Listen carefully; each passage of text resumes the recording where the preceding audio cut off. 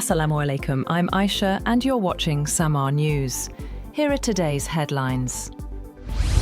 Germany has become the first European country to deploy the Arrow air defense system, designed to intercept intermediate-range ballistic missiles, like Russia's Oreshnik. The long-range system operates above 100 kilometers and adds a new layer to Germany's Patriot and Iris-T defenses. At a ceremony south of Berlin, the German Air Force said Arrow is now a core shield for both Germany and NATO.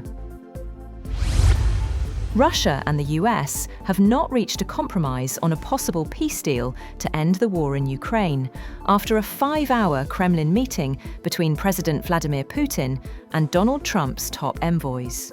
The Kremlin said talks in Moscow between Putin and Trump's special envoy Steve Witkoff and son-in-law Jared Kushner went past midnight. Afterward, Putin's top foreign policy aide, Yuri Ushakov, said compromises have not yet been found.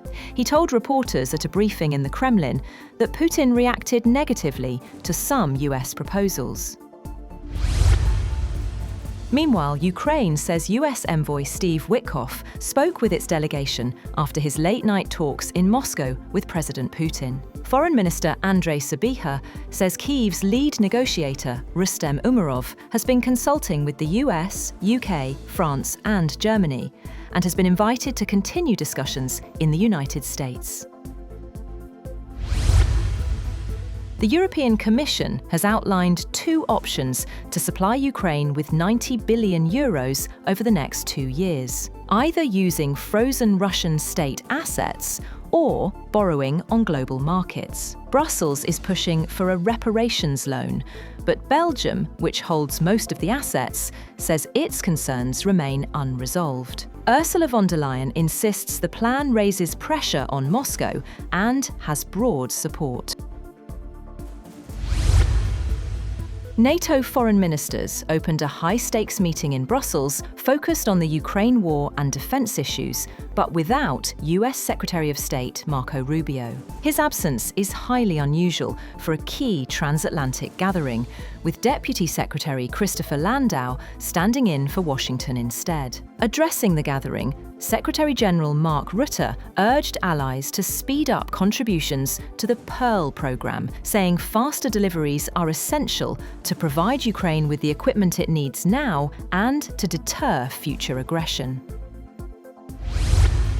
The Trump administration has said that it has paused all immigration applications, including green card and US citizenship processing, filed by immigrants from 19 non-European countries, citing concerns over national security and public safety.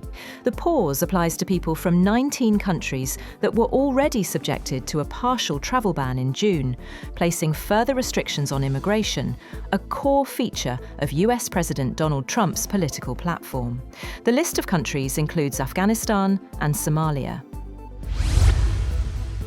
Federal authorities in the United States have launched a new immigration crackdown in New Orleans, targeting people living in the city illegally. Homeland Security says the focus is on individuals with serious criminal arrests, including armed robbery and home invasion. President Trump says the National Guard will deploy to the city within weeks as part of his broader push to expand mass deportation operations across major US cities.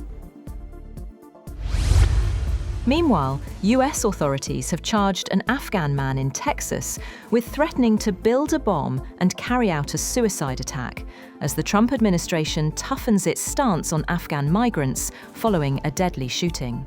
According to the Justice Department, 30-year-old Mohammed Dawood Alokose of Fort Worth allegedly made the threats in a video posted on TikTok, X, and Facebook on November 23rd. In the footage, he is accused of praising the Taliban and vowing to launch a suicide attack against Americans. Israeli forensic services have claimed that remains handed over by Hamas are not those of the last 2 hostages in Gaza. Hamas handed over remains described by the Red Cross as those of one of the last 2 deceased hostages still in Gaza, in line with commitments made under a US-backed October ceasefire deal. Israeli forces said they sent for forensic testing the remains they described as findings. Former EU Foreign Policy Chief Federica Mogherini and 2 others have been formally accused of procurement fraud and corruption, conflict of interest, and violation of professional secrecy. The European Public Prosecutor's Office said the 3 individuals were detained on Tuesday as part of an EU fraud investigation and have now been released while the investigation is ongoing, adding they were not considered a flight risk. However, it said all persons are presumed innocent until proven guilty by the competent Belgian courts of law.